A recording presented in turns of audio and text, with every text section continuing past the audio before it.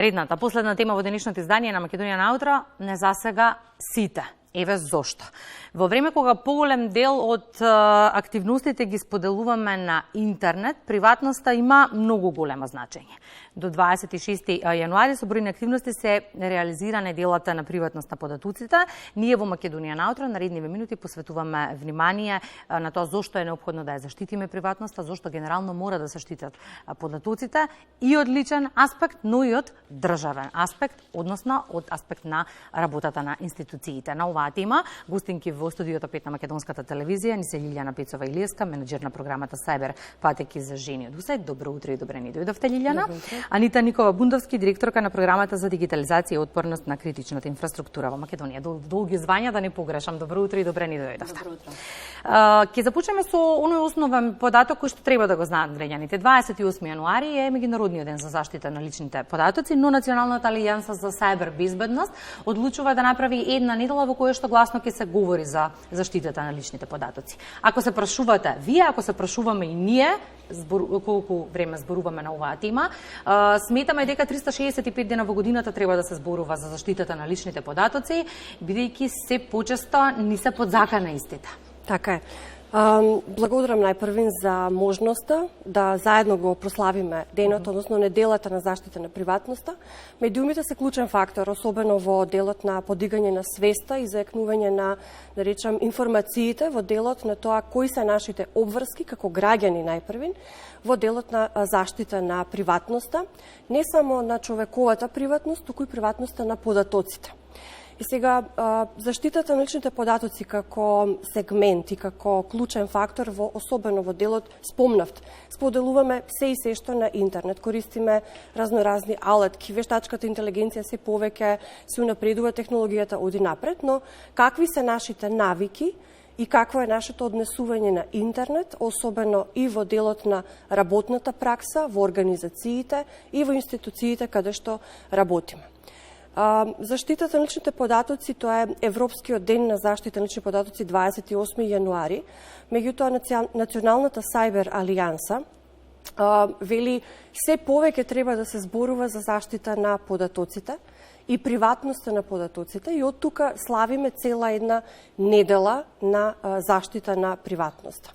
Колку ние сме свесни во делот на тоа што споделуваме, каде споделуваме, колку споделуваме и со кого го споделуваме како информација, како податок, и колку во делот на сајбер безбедноста заштитата на личните податоци, односно приватноста на податоците има клучен фактор, бидејќи непобитен дел всушност е хакирањето на приватноста на податоците, на оние податоци со кои што располагаме. Не секогаш може би се личен податок како таков, меѓутоа информациите кои што ги споделуваме и се дел од организационата култура и од институционалното работење, се всушност дел од таа сеопфатна широка култура за сајбер безбедност. И во денешниот разговор одлучивме да опфатиме две страни. Колку ние како индивидуалци треба да се штитиме и колку државата треба да штити својата инфраструктура. Коригирајте ме ако грешам. За сајбер заканите сме зборували години наназад, меѓутоа некако многу поинтензивно почнуваме да зборуваме со почетокот на војниот конфликт на релација Русија-Украина и тогаш некако и ние земјиве од Западен Балкан станавме мета на сајбер напади. Почетокот на изминатава година во Македонија ни се случија неколку. Имавте бројни активности изминатиот период на оваа тема во поддршка на институциите, нивна обука како да се заштитат. Пред се благодариме за поканата. Дефинитивно сајбер нападите стануваат новите терористички напади, ги заменуваат терористичките напади и во некој обем може да бидат многу пософистицирани, може да бидат многу поупорни и техничките предности на истите може да бидат со еден спиловер ефект кој што може да ја зафата цела држава, цел регион и слично. Западен Балкан дефинитивно е мета на ваков тип на напади. Затоа преку проектот за Cyber Security и отпорност дигитализација на доменот за влади и јавен дел, помагаме на владите во целиот регион да станат што е можно по-отпорни и да градат што е можно поголема сајбер безбедност. Во оваа насока, една од активностите на кои што се посветивме да работиме во изминатиот период е дефинитивно градење на политики поврзани со сајбер безбедност. Министерството за информатичка технологија и администрација е партнерот со кој работиме во име на владата и со нив во периодот градевме стратегија за сајбер безбедност и до одреден степен помагавме во законот за градење на безбедност на мрежи и дигитална трансформација. Дополнителна активност на која што посветивме доста време е националната вежба за координација, преку која што сметаме дека треба да се изградат се посилни и да се унапредат капацитетите на национално ниво за координација, бидејќи при одреден напад дефинитивно е потребен протокол преку кој институциите комуницираат, протокол преку кој што заеднички се координираме за да можеме да ја заштитиме целосната инфраструктура.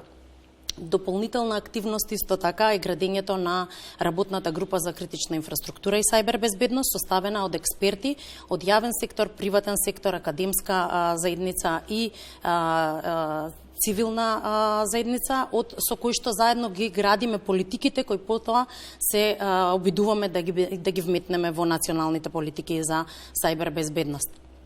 Ова се значи еден дел од активностите поврзани со јавниот сектор, а исто така имаме голем дел на активности со операторите од критична инфраструктура и регулаторите од истата, така што следнава година ќе посветиме време да ги изградиме нивните капацитети, да ги измапираме операторите што се со основни сервиси, што се занимаваат со основни сервиси и да направиме една сеопфатна, да кажеме, што е можно посилна отпорност во сајбер доменот. Кооперативни ли са? Навистина имаме ситуација во која што владата, а и особено после нападите, е доста разбудена и има слух за нашите предлози за поддршка. Институциите кои што беа нападнати се тие што навистина се најкооперативни, затоа што ја осетија штетата на свој грб и со нив најлесно оди соработката. Од критична инфраструктура доменот морам да нагласам дека секторот за енергетика, секторот за финансии и секторот за телекомуникации се трите сектори кои што навистина се спремни и преку своите регулатори, но и преку своите оператори да ги поддржат активностите и да целат нанапред во сето тоа што е понудено за градење на нивните капацитети. Не случајно прашав дали се кооперативни, бидејќи тоа се теми кои што не засегаат сите нас кога стануваше збор за ФЗОМ, најзагрижени бевме колку од нашите и дали воопшто нашите лични податоци се злоупотребени, па во интерес да не заштитат нас, треба да работат на унапредување во овој сегмент. Токму така. Лилјана, кога зборувавме во текот на вчерашниот ден и се подготвувавме за темата, ми споминавте менторска поддршка за млади девојки и жени да станат дел од работната сила за сајбер безбедност. И сега ве прашав, нема жени во оваа професија? Ми рековте да, Кристина, нема жени во оваа професија. Нема жени во оваа професија, да, и тоа не е само кај нас, тоа е на глобално ниво и од тука генерално повеќе иницијативи и во Македонија, во Србија, всушност ова е програма која што работи во Македонија и во Србија, се вика Сајбер патики за жени. Една од целите е всушност да се надогради, да се надополни сето она што се прави во глобални рамки. Да се вклучат што е можно повеќе млади девојчиња и млади девојки, жени, да се повеќе се заинтересираат за сајбер безбедност како работна сила. Мора да ги вклучиме во тој дел. Се развиваат се повеќе работни места, работа има во дел на сајбер безбедност од повеќе аспекти. Се развиваат работни позиции кои што ние се уште како формално образование и не само кај нас, на глобално ниво, се повеќе се изучуваат и треба да се изучуваат вештини кои што ќе допринесат за развој на нови позиции, нови работни места. Во сајбер безбедноста, ако не грешам, поправиме, повеќе од 50 работни позиции се излистани во она рамка за квалификации, кој што треба да каже, чекај од денеска, па од утре, нели веќе разговараме не само за IT лице или техничко лице во една институција или организација, туку зборуваме за дата брокер, дата аналитичар. Значи, тоа се веќе некакви вештини, некакво знаење и квалификации, кои што допрва треба да го кренат и не само да кренат свеста, ами знаењето на сите оние кои што сакат да влизат во работната сила. Ние спроведуваме едно истражување и малку сме запрепастени од Кои се причините? Или изненадени, па овие професии се атрактивни генерално, нели? Се атрактивни, меѓутоа немаат доволно информации. Тука мислам дека можеме навистина со медиумскиот простор многу повеќе да постигнеме како клучен партнер да се крене свеста. Непознавање доволно на тоа што е сајбер безбедност, дека не е само технички назив. Еве, Анита зборуваше за делот, влегуваме во делот на политики, влегуваме во делот на сајбер, на стратегија. Значи, како се креира една сајбер стратегија и кои се политики, протоколи, процедури во рамки на различни процеси во организации треба да бидат имплементирани. И не сегогаш тоа значи техничко лице. Јас не сум IT. Јас работев во делот на заштитата на личните податоци и институционално имам таков бекграунд, меѓутоа заштитата на личните податоци веќе станува политика. Значи не станува нели IT дел, технички сегмент во кој што вие треба да инкорпорирате одредена технологија. Најтешко им е, верувате, на оние кои што се IT лица да инкорпорираат начин на заштита на личните податоци со кои што оперираат. Еден од главните контролори и најголемите собирачи на лични податоци се институциите. Затоа сме тука, затоа вакви активности, затоа соработуваме со главните стейкхолдери, главните, да речам, институционални партнери на оваа тема, меѓутоа граѓаните како нели клучен фактор се тие кои што ја имаат приватноста во своји раце. Токму со ова што го кажавте, сакам да го заокружиме денешното гостување во утринската програма.